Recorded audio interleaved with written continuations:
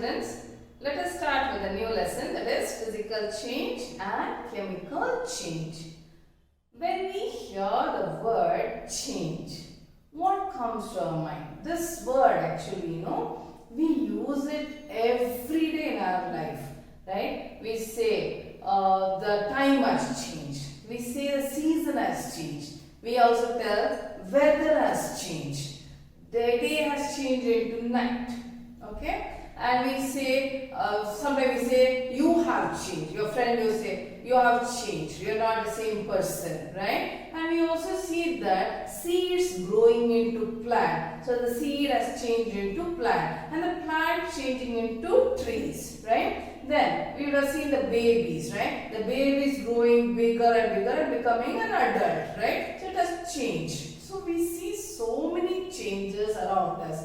And if at all we sit and note each and every change, you will find innumerable changes. We can't count the changes, right? So everything is undergoing a change. The stars are undergoing change. Trees are undergoing change. People are undergoing change, right? So we see so many changes. The dress, you have brought new dress, right? Within 2 or 3 days, it looks old. It has changed to old, right? You no longer like that, right? And if you have painted your house, right? And it looks brand new. After a few months, it will get faded and it becomes old, right? So what we see here in our world, right?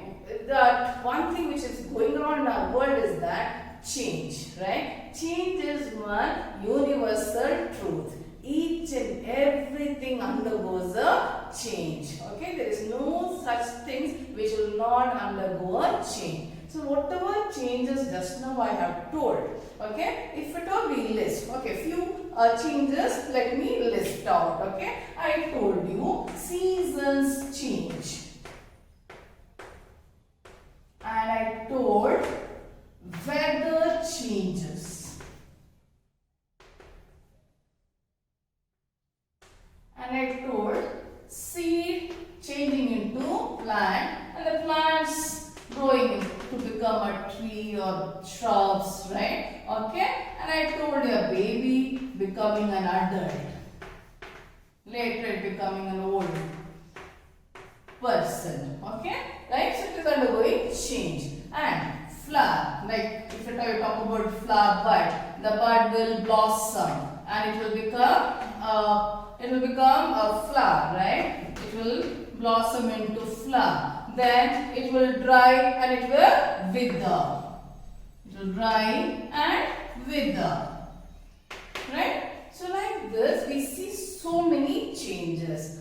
All these changes, whatever is taking place around us, can be grouped under two categories. That is, one is physical change, other one is chemical change. Okay, so everything undergoes a change. So you may ask, ma'am, do you think the mountains, the rocks or the hill, do they undergo changes? They also undergo change. But the change is very slow. We cannot see it. We cannot witness the change. Very slow changes. But yes, even they also undergo change. Okay, rock, right? The rock will undergo change and it will turn into soil. We know very well. Weathering of rock, right? It is the rock which is changing into soil. To form that soil, it has taken millions of years. Okay, so but changes the part and parcel of the nature.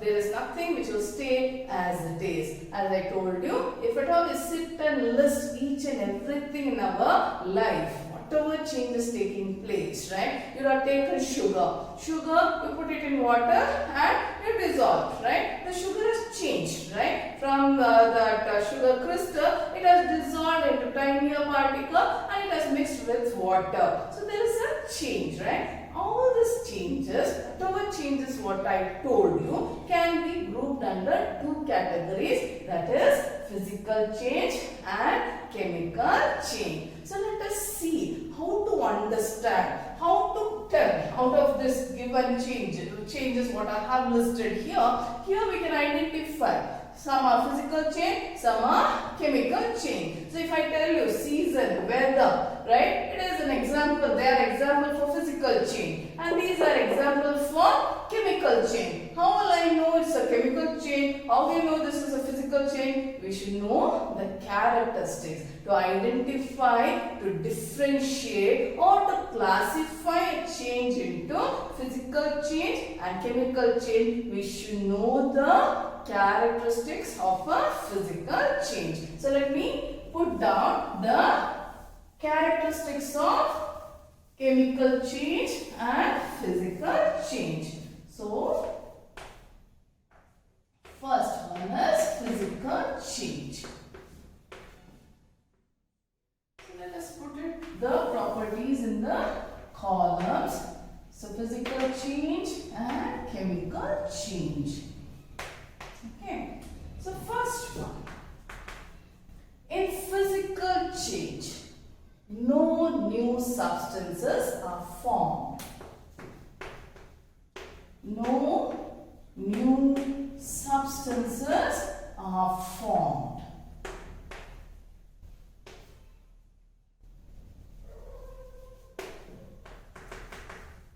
It is a reversible change. You can reverse the change. It is a reversible change. Third one, it is a temporary change.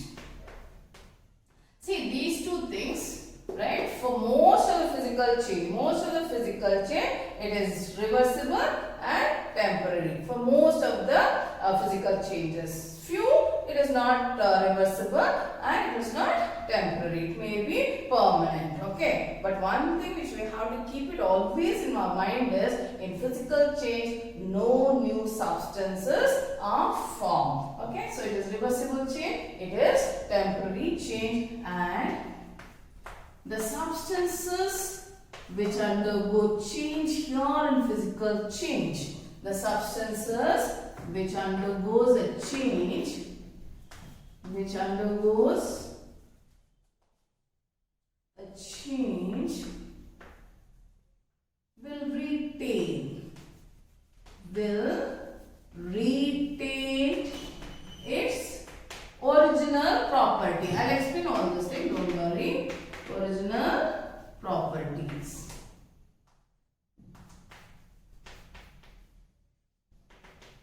Okay.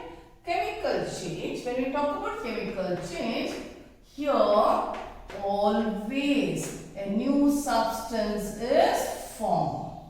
Always a new substance is formed. And second one, it is irreversible. It is irreversible and it is permanent change. It's a permanent change, and here the substances which undergo change, which undergoes change,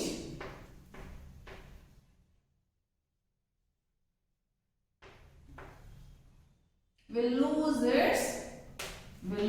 its original property.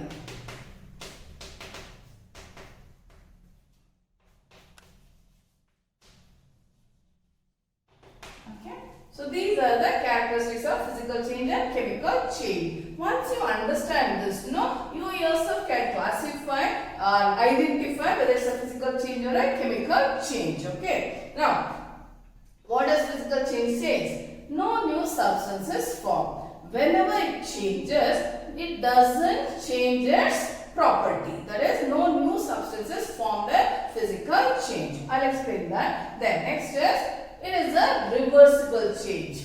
Most of the physical changes are reversible. We can get back. Okay, reversible change, and it's only for sometimes a temporary change. It's not a permanent change, right? If season changes, right? If you now from rainy season, now it is winter season. Will it stay as it is? No. Next it will become again the summer or the spring season. Then it will be summer. The season, like, it is only for a time being. Okay, Okay, it's not a permanent change. So it is a temporary change. And substances which undergoes a change will retain its original property. Whichever substance is undergoing a change, it will not lose its original property. It will have its original property. Now let us come to chemical change. So what does chemical change say? In a chemical change, always keep it in your mind, a new substance is formed. Always in a chemical chain, a new substance is formed and it is irreversible. It is a irreversible change. It is a permanent change. Then the substances which undergoes a change will lose its original properties. Okay, so let us understand it in detail. What is physical change and what is chemical change? So let us take one very good example to understand what is physical change. So let us understand physical change and chemical change with an example. The wonderful example to understand what is physical change is ice changing into water. It's a classic example actually. Okay, so let us see ice. Ice changing into water. Ice changing into water.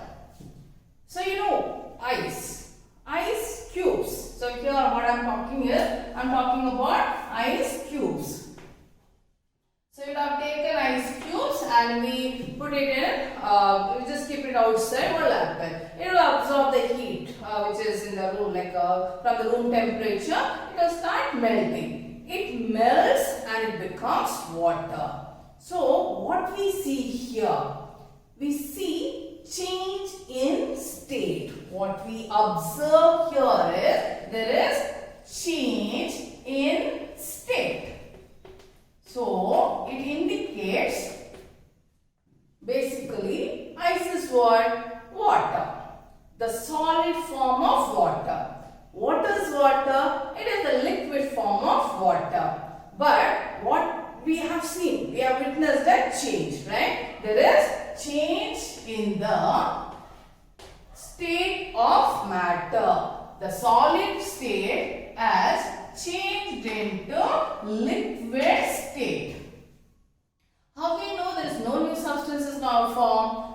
How we come to know? So what is ice basically? As I told you, ice is nothing but water. What is water made up of? Water is made up of H2O. What is H2O? H is hydrogen and O is oxygen. When two atoms of hydrogen combines with one atom of oxygen, we get water. So ice is also made up of H2O. Water is also made up of H2O. There is no new substance as formed. So it is a physical change. It is a physical change. And here itself we can see that it is a so one thing. So first one what we observed here, no new substance formed. No new substance is formed. There is only change in its physical state. Only the state has changed. From solid state it has changed into liquid state. Is it a permanent state? Is it a permanent change? No, it's not a permanent change. It is a reversible change. We know it is very well. It is a reversible change.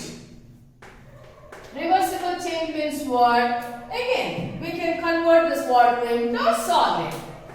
Solid ice, right? From water again it can become ice. When you keep it in the fridge and freeze it, it will become ice. So it is reversible change.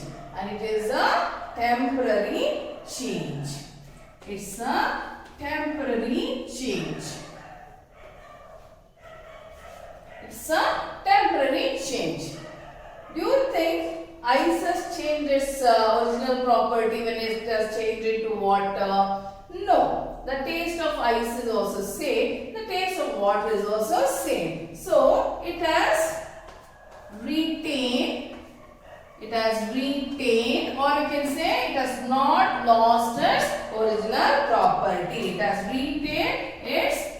original property. So, this is a very good example for physical change. So, I hope you have understood this one. So, with this only, I will give you one more example for you to understand chemical change.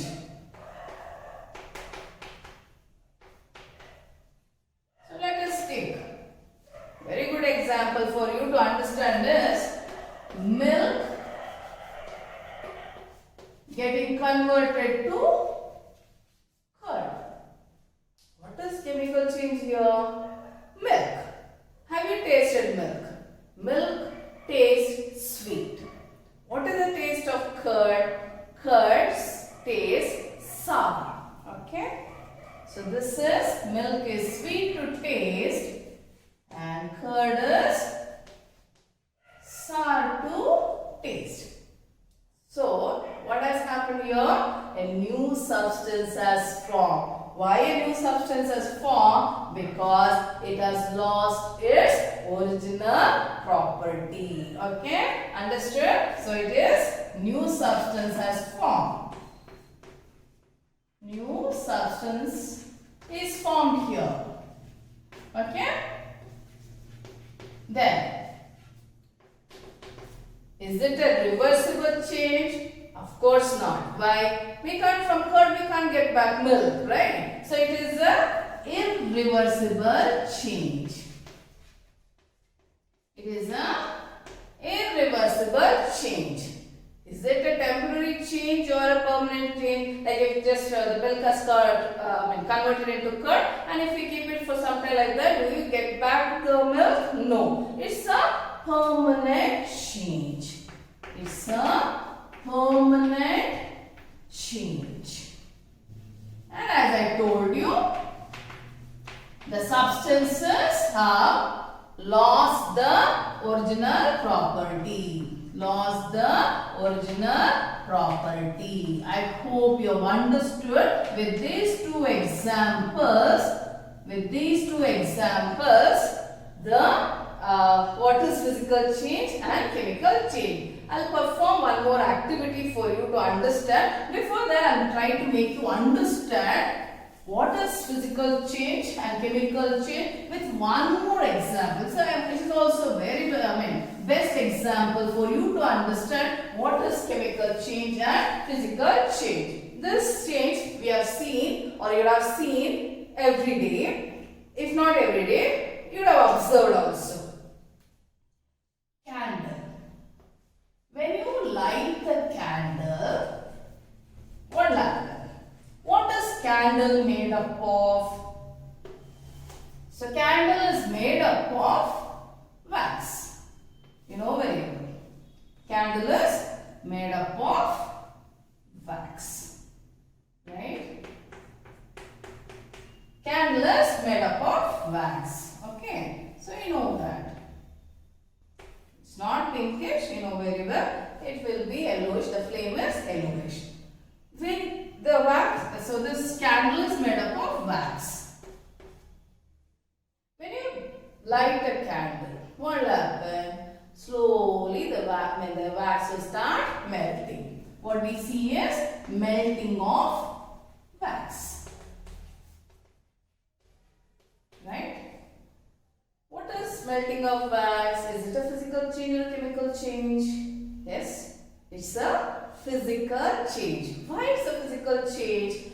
Because when the wax will start melting, you know, it is a more semi-liquid state, right? Semi-solid state. And after it cools down, it will become solidified, right? The liquidy thing again gets back to its solid state. No new substance has formed there in melting of wax. So it's a physical change. But here one more thing is happening. What is that one more thing happening? It is burning, right? So when it is burning, it is giving out carbon dioxide and water, right? When it is burning out, you know that yellow, like when you light the candle, you see that yellowish flame. That clearly indicates formation of carbon dioxide. Okay, so carbon dioxide and water is formed, which is we cannot observe with our naked eyes. It's not visible to us because the water which is formed is also in vapor form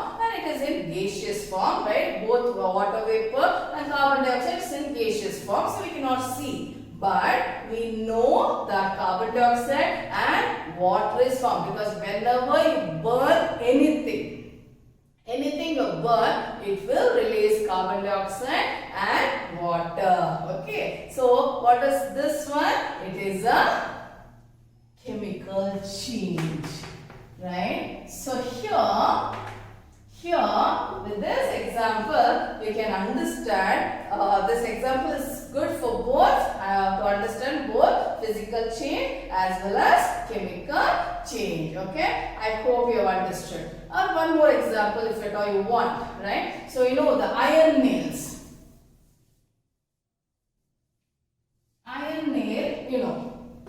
So when you take a iron nail or any iron articles, iron knife, okay, you just leave it as it is outside. What will happen? After some days, you can see on the iron nail a reddish brown coating. A reddish brown coating is seen. What is this reddish brown coating called?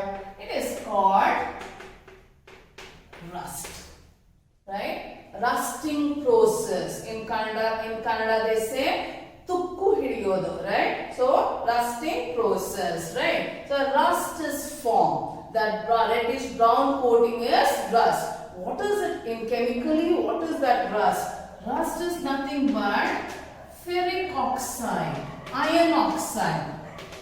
Okay, or it is, we call it iron oxide. See, when you left the iron nail outside, when you leave the iron nail outside or the knife, iron knife, it should be made up of iron. When you leave it outside, what happens? The iron will start reacting with oxygen. It will react with oxygen in the presence of water vapor. It will form what is known as iron oxide or ferric oxide or iron oxide. A new substance has been formed. So it's an example for chemical change.